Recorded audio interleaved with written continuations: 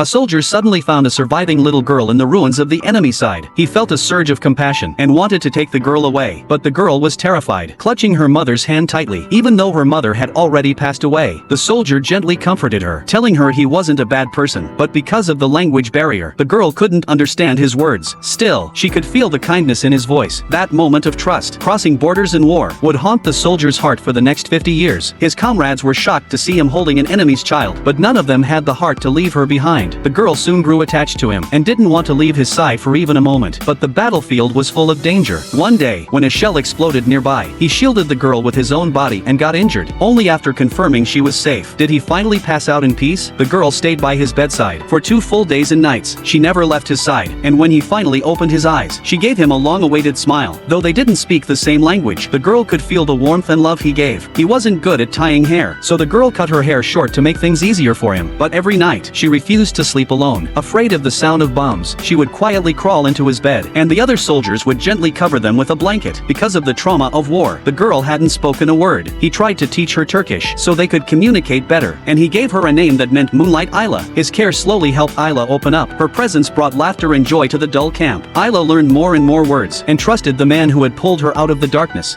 Baba.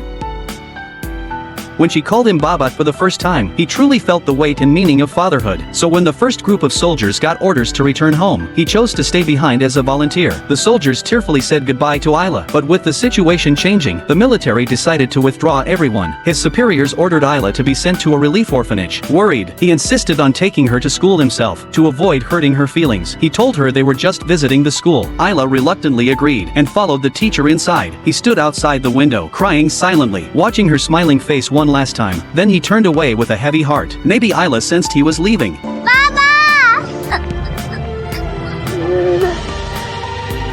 Neden gidiyorsun? Ben sana gelmeni demiştim. Bırakmam demiştim. Bırakmam. Bırakmayacağım.